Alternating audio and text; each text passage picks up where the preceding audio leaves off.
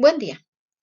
Como parte del proyecto FORDESIC PRONACE 2019, generación de valor a partir de la transformación de maíces criollos y tortillas, y de los proyectos PIA-PI 2055 y 2014 de la Facultad de Estudios Superiores Cuautitlán UNAM y en colaboración con el Tecnológico de Estudios Superiores de Monterrey, el Instituto Politécnico Nacional, CIMID, Universidad Autónoma de Querétaro y el CONACYT, les presentaremos el taller Calidad de Maíz y Productos Nixtamalizados impartido por las doctoras María del Carmen Valderrama Bravo y Marta Elena Domínguez Hernández. El maíz es uno de los granos de cereal que más se cultiva en el mundo y pues es una crucial fuente de alimentación. En México es el cultivo de mayor importancia, dado que nosotros somos consumidores de productos nixtamalizados como tortillas, tamales, pozole, botanas. Sin embargo, también se puede obtener lo que es aceites y también almidón. Como dato tenemos que en México el consumo per cápita de tortillas es aproximadamente 75 kilogramos al año, lo que representa aproximadamente de 7 a 10 tortillas consumidas por mexicano diarias. En la estructura del maíz se conforma principalmente por tres partes. La capa más externa, es una capa cerosa, es el pericarpio, en donde se concentra el contenido mayor de fibra. Aquí nosotros tenemos una micrografía de lo que es el pericarpio en su capa externa de un grano hinchado. Como pueden observar, aquí nosotros tenemos esto que se muestra aquí es parte de lo que son celulosas y hemicelulosas, y la función precisamente que tiene la fibra es precisamente hincharse para tener una buena digestión. La mayor parte de lo que es el grano de maíz lo conforma el endospermo.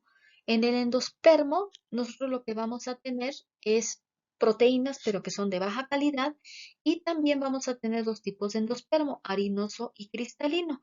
Y de ahí, pues depende la clasificación que se le dé a los granos. Esto se va a destinar principalmente ya para la producción de harinas, de masas, de tortillas, de botanas y productos, incluso algunos cereales. La otra parte importante, y dado que el grano de maíz es el más grande cereal, es el germen. Entonces, de aquí, ahí tenemos proteínas de mayor calidad, pero también podemos tener lo que es extracción de aceites.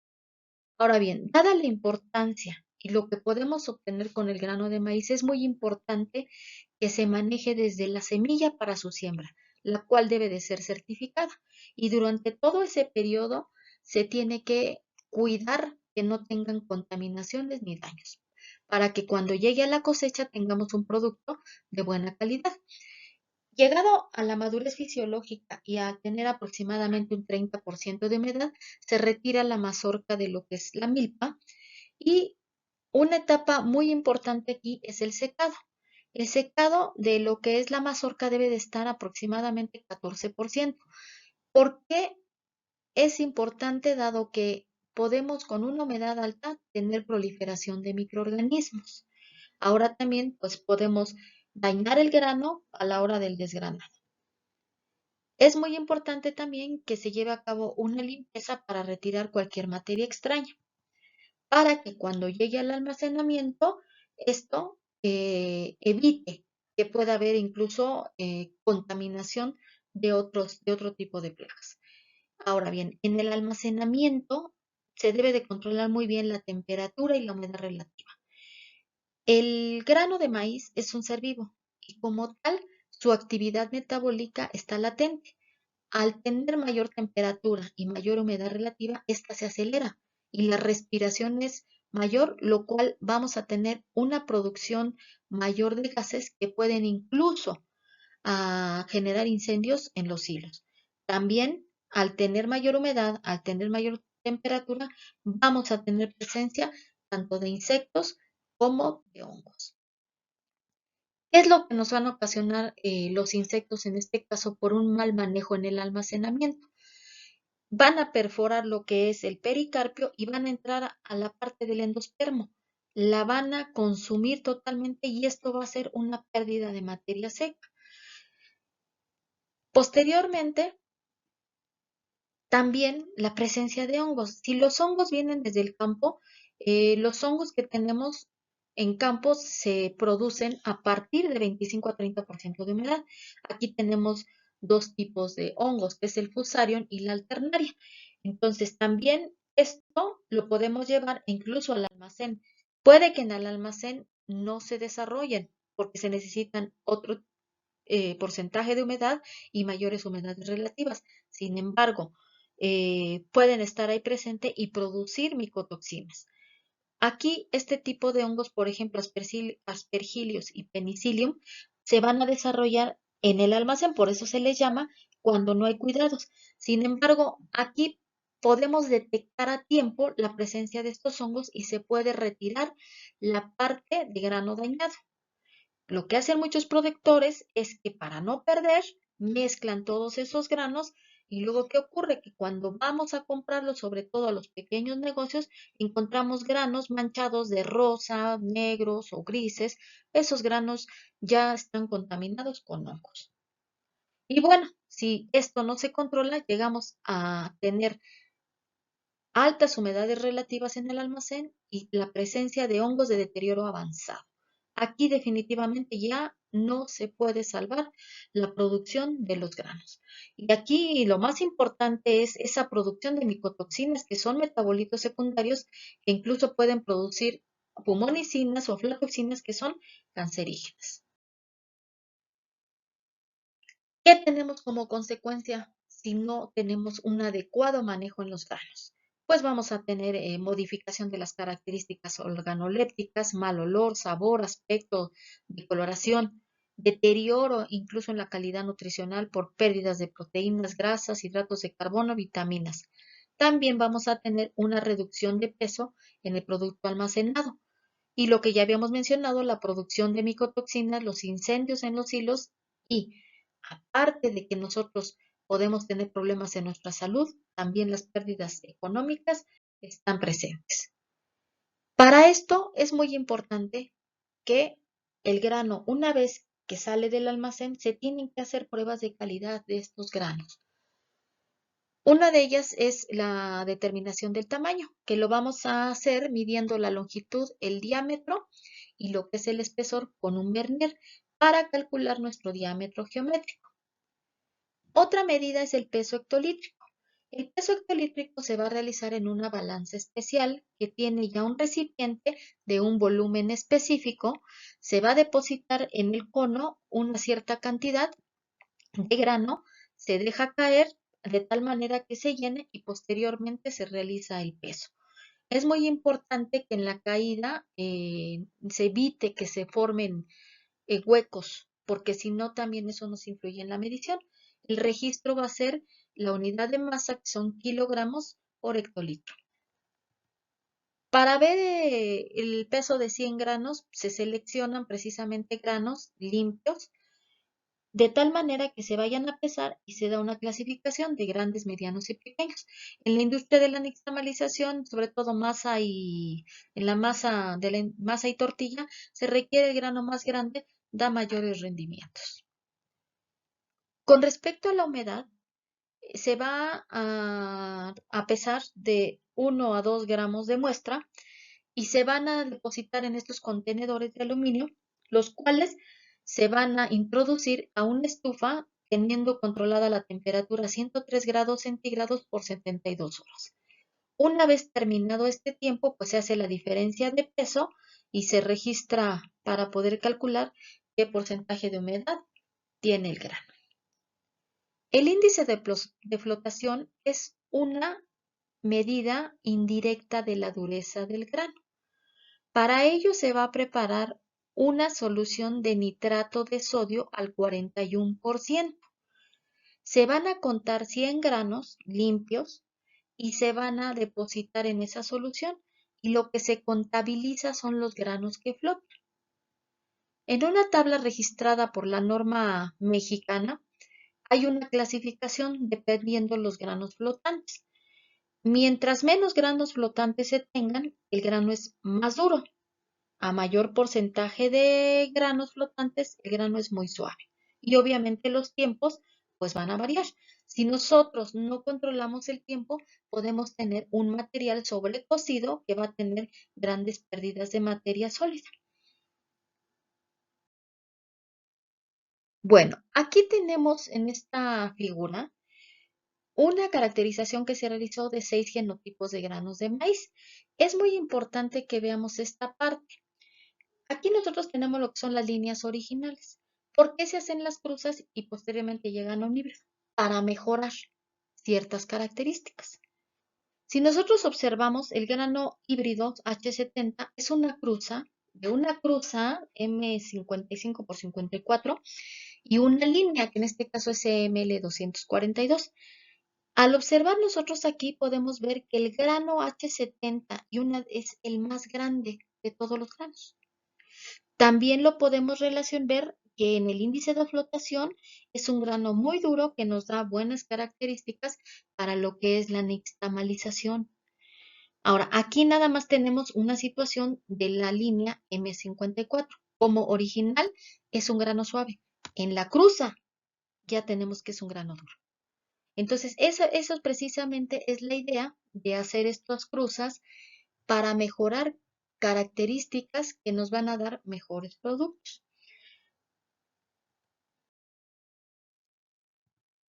Bien, una vez que tenemos esas pruebas en nuestro grano, nos vamos a realizar lo que es el proceso de nixtamalización tradicional.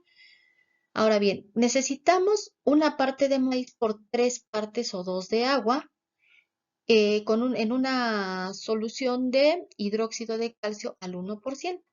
La vamos a llevar a cocción a 90 grados centígrados aproximadamente y el tiempo de cocción es dependiendo, en este caso, del grano, si es duro, muy duro o suave. Una vez que se ha llevado a cabo el tiempo de cocción, en donde empieza el proceso de gelatinización, y en este caso también parte del desprendimiento de lo que es el pericarpio, se lleva a una etapa de reposo. Estas etapas son críticas. Aquí es muy importante. Si yo dejo pasar el tiempo de cocción, lo que ya habíamos mencionado, va a haber pérdida de materia seca. Vamos a perder muchos sólidos y esto va a disminuir el rendimiento. El reposo también, si nosotros dejamos mucho tiempo en cocción, podemos tener un grano que se gelatinice totalmente y esto tampoco es recomendable para nuestros productos. Ahora bien, en el reposo en el proceso de nixtamalización tradicional debe de ser de 8 a 12 horas. Si nosotros no dejamos ese tiempo, no se va a dar tiempo a que el calcio se fije en las partes más externas de nuestro grano. Y lo que nosotros queremos es que nuestros productos nos aporten cantidades de calcio a nuestro organismo. Una vez que nosotros tenemos esto, vamos a decantar lo que es el nixtamal. El nixtamal, así se le llama al grano que ya se ha sometido a este proceso de nixtamalización. Separamos lo que es el agua de cocción, que se le llama nejayote, y posteriormente lo vamos a llevar a un lavado para que nuestro nixtamal esté limpio. Si ustedes observan, aquí lo tenemos amarillo porque todavía tenemos residuos de lo que es pericarpio. Ahora, en algunos casos lo que hacen es que sí, directo lo muelen sin lavar.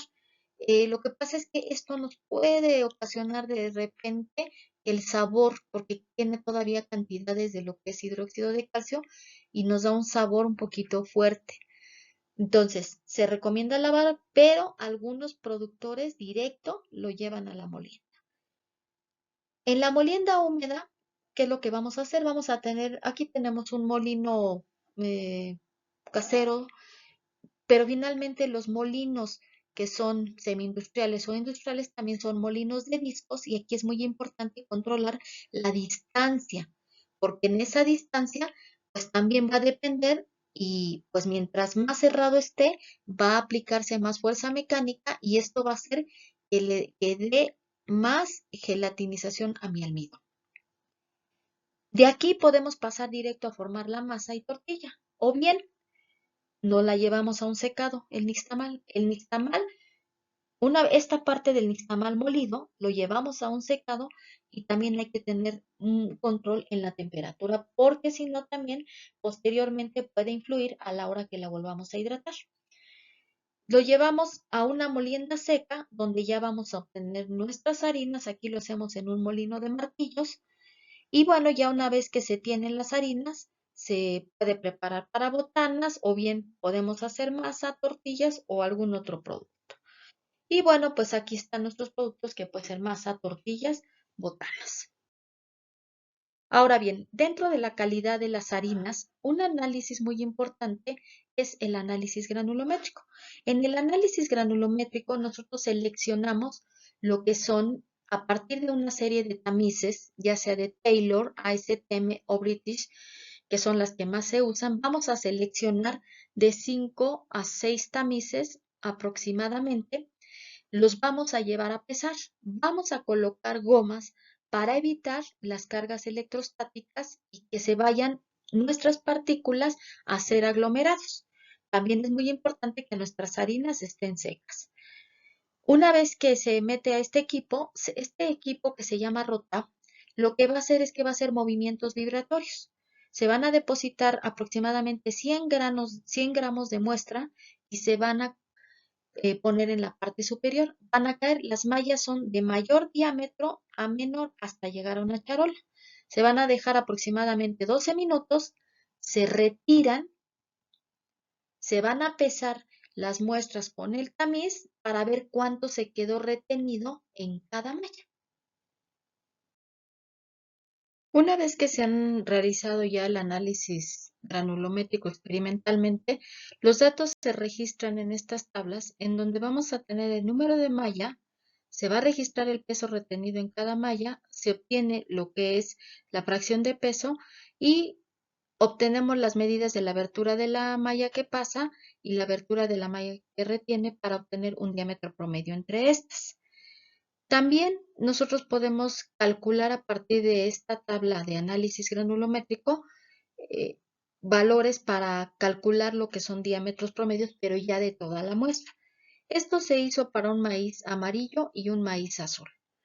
Lo que se obtiene aquí es una curva de distribución diferencial en la cual vamos a graficar en el eje de las Y la fracción de peso retenido y en el eje de las X el diámetro promedio entre los tamices.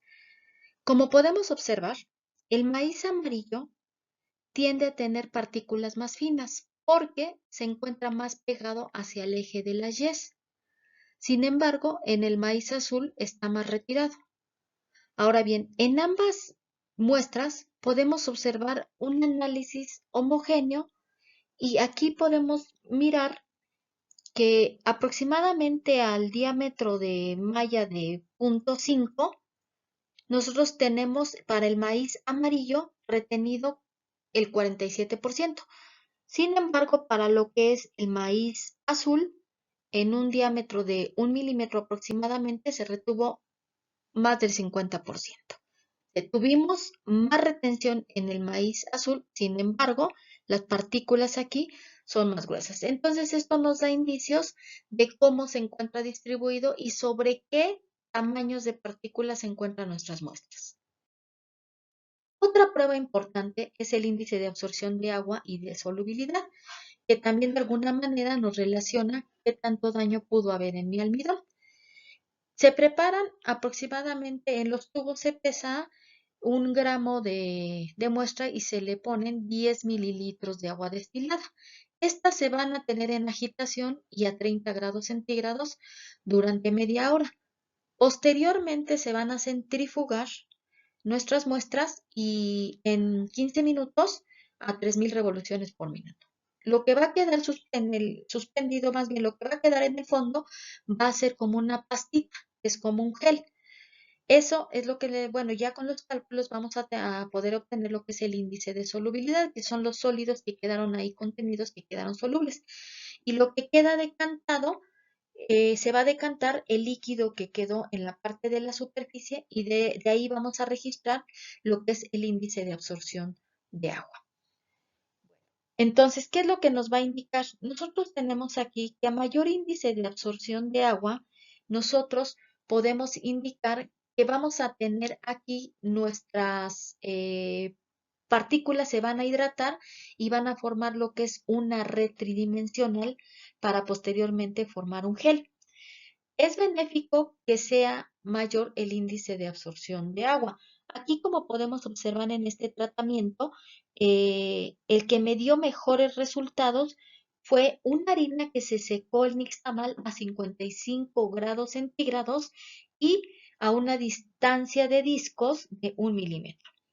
Con respecto al índice de solubilidad, pues aquí vamos a ver cuántos sólidos quedan solubles y en este caso no es muy recomendable porque también me puede decir que a lo mejor el tiempo de cocción estuvo sobre cocido, ¿no?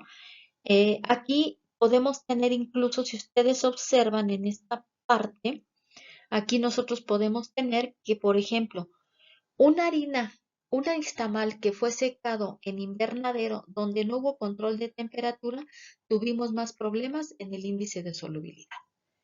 Y bueno, este otro caso que tenemos aquí es en unas harinas que obtuvimos de maíz fertilizado con ejayote y estiércol. Entonces, dependiendo de la interacción que se tenga entre el nejayote y el estiércol, es la respuesta que vamos a tener para cada una de las harinas. Otro análisis a realizar es el perfil de pastización del almidón. En este análisis se va a preparar una suspensión de las harinas del aproximadamente el 16.6%. Se van a depositar en el reómetro y posteriormente la propela se va a sumergir y el equipo va a accionar.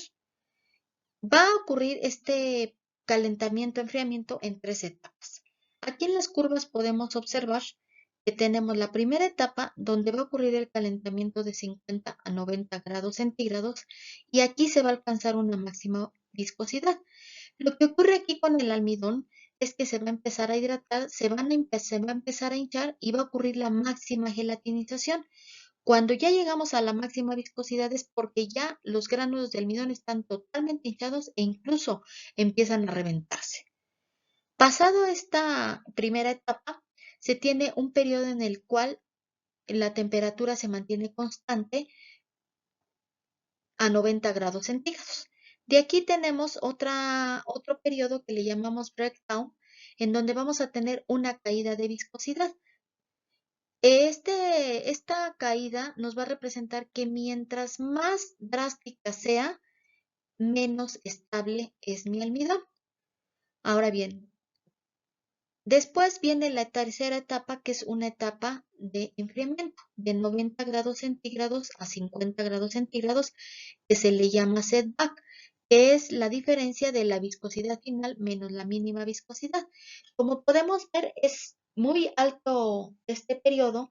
Lo que va a ocurrir es que aquí hay una reorganización de las moléculas, principalmente de amilosa, que van a formar dobles hélices. Y con esto pues se va a formar una especie de pasta. Aquí, como podemos ver, pues hay diferentes harinas, alcanzan diferentes viscosidades finales y esto tiene que ver pues por las condiciones del proceso al cual fueron sometidas. Una técnica que nos sirve no solo para lo que es harinas, también nos sirve incluso para medir gránulos de almidón y observar tipos de gránulos de almidón es microscopía electrónica de barrido. Nosotros vamos a depositar en este portamuestras que tiene una cinta de carbón, depositamos nuestra muestra y se le da un baño de nanopartículas de oro para que el flujo de electrones se pueda emitir mejor y la imagen se pueda ver con mayor claridad. Aquí, por ejemplo, observamos lo que es un almidón de maíz y vemos dos tipos, que es un almidón harinoso que proviene del endospermo harinoso y que principalmente su geometría es esférica, y este que es un almidón cristalino. De aquí nosotros podemos medir. Ahora, en el almidón cristalino es una forma de tipo poliédrica, pero podemos sacar sus dimensiones y ver bien los tamaños que se tienen del gránulo de almidón. Con respecto a las harinas, aquí tenemos un ejemplo donde se aplicaron diferentes métodos de secado en un nixtamal y claramente podemos observar, por ejemplo, en la del inciso A es un nixtamal que se secó en un invernadero y podemos observar todavía gránulos de almidón más enteros, a diferencia de una harina que se secó a 65 grados centígrados en estufa, que ya los gránulos se ven más hinchados e incluso se ven no tan uniformes. Bueno, pasando a lo que es la calidad de las masas, tenemos una prueba que es en un texturómetro. Y bueno, pues son pruebas de textura para realizar lo que es un análisis de perfil de textura. Aquí es muy importante la preparación de la muestra. Para poder hacer esta medición, nosotros preparamos cilindros de masa de aproximadamente 4 centímetros de diámetro por 1.5 de alto. Procuramos que se formen de tal manera que no manipulemos mucho y no nos afecte nuestra medición. Se coloca en el equipo, se deja accionar el equipo y el equipo lo que va a hacer es va a comprimir. Pero aquí en el análisis que vamos a hacer se va a programar para realizarlo en 2 ciclos. Hagan de cuenta que se simula lo que es la mordida. Y entonces, ¿qué parámetros vamos a nosotros a necesitar? ¿Qué atributos de textura? Nosotros vamos a, de esta curva que es fuerza contra tiempo, vamos a necesitar la dureza. La dureza, ¿qué va a ser? El pico máximo del primer ciclo de compresión, registrada en este caso en unidades de fuerza. La cohesividad, que es muy importante porque necesitamos que nuestra masa no se nos desintegre, sino que esté unida internamente. ¿Cómo la calculamos? Es el área 2 del segundo ciclo de compresión entre el área 1 del primer ciclo de compresión. La adhesividad en esta curva no se muestra mucho porque fue muy bajita, no se alcanza a percibir, pero es el área 3, es un área bajo la curva en esta región. ¿Qué nos dice la adhesividad? ¿Qué tan pegajosa puede estar mi masa? Entonces yo no necesito una masa muy adhesiva porque esto me puede afectar en la formación de los discos de las tortillas cuando se están realizando. Se pueden quedar pegadas y pues bueno, no me va a dar lo que yo necesito. La elasticidad, que tampoco necesito yo un producto elástico, pero que también es un parámetro que nos va a servir, lo relacionamos con la distancia que hay de este punto al pico máximo del segundo ciclo, entre el punto de origen y el pico máximo del primer ciclo. Esos son los atributos que me dan. Ahora, esta prueba de calidad de masa no solo es para hacer tortilla, también la podemos hacer para la realización de botanas. Otra prueba muy importante es la reología de masas. La reología de masas se va a hacer en un equipo, es una prueba oscilatoria, es decir, va a estar girando. Lo que vamos a producir aquí son ondas de tipo senoidal y cosenoidal, y de ahí vamos a obtener dos parámetros muy importantes que se llaman módulo elástico, que nos relaciona la parte sólida del material, y módulo viscoso, que nos relaciona la parte fluida. ¿Cómo se preparan en la muestra? Se preparan aproximadamente son 5, como 3 gramos de muestra, se van a colocar en la parte de la placa de lo que es el reómetro y vamos a formar un disco. Ese disco lo programamos en el equipo que debe tener un espesor de 1 milímetro. Se hace accionar el equipo, que es una placa rugosa, va a bajar, va a comprimir ese disquito que formamos hasta llegar a 1 milímetro. Y bueno, el exceso en este caso de producto se va a retirar. Y lo que va a empezar el equipo pues es hacer precisamente esos movimientos oscilatorios. Y al registrar, pues nosotros vamos a tener los datos que requerimos. Esto se va a hacer, lo que obtenemos o lo que se calcula es el módulo elástico en función de la frecuencia. Aquí nosotros tenemos un ejemplo, pero nomás tomamos el módulo elástico, precisamente porque el módulo elástico siempre va a ser mayor que el módulo viscoso, dado que el carácter de las masas tiene un comportamiento sólido. Ahora bien, como podemos observar aquí, son unas masas que se obtuvieron de maíces que se almacenaron. en un sistema abierto y en un sistema hermético. Este tiempo de almacenamiento fue a los 24 días de almacenamiento. La primera datos de las barras es de la control, o sea, la que no se le hizo nada, no se almacenó. Todas las demás corresponden a muestras almacenadas, unas que se almacenaron con hierbas de pasote, con polvos de pasote y otras con polvos de boldo a diferentes humedades. Y como podemos observar, pues el tiempo de almacenamiento, el almacenamiento sí afectó significativamente el parámetro reológico de la masa. Entonces, aquí es muy importante que se vea eso. Con respecto a la humedad, podemos ver que en un sistema abierto afectó significativamente la humedad. Sin embargo, en el sistema hermético, la humedad no fue tan afectada. Y esto es muy importante. ¿Por qué? Pues porque nosotros podemos controlar aquí en ciertas regiones esto de la humedad, pero hay lugares donde, sobre todo en los tropicales, que la humedad es un problema. Ahora bien, con respecto a la calidad de las tortillas, una prueba de textura muy importante es la rodabilidad. Nosotros cuando acabamos de recibir una tortilla, ¿qué hacemos? Un taquito. Hacemos una fuerza haciéndolo rollito. Esa fuerza, pues si yo me tardo en hacer ese rollito, pues no, esa tortilla no me va a servir, no me va a gustar. Entonces esta prueba simula eso, precisamente esa fuerza que se hace para hacer ese rollito, la tortilla. Otra prueba muy importante, sobre todo cuando la tortilla o queda muy dura o bien o queda muy suave, es una fuerza de ruptura que también la va a registrar en este equipo y que son parámetros que nosotros podemos tener para ver qué calidad tiene nuestra tortilla. Y pues muy importante, los análisis sensoriales, ¿no? Independientemente de los tratamientos que utilicemos, del maíz que utilicemos, siempre se tiene que hacer este análisis para ver si le gusta al consumidor. Estos atributos, olor, color, sabor, textura, masticabilidad y atributos en generales, pues nos van a dar indicio de qué producto es el que se va a elegir para que pueda ser comercial.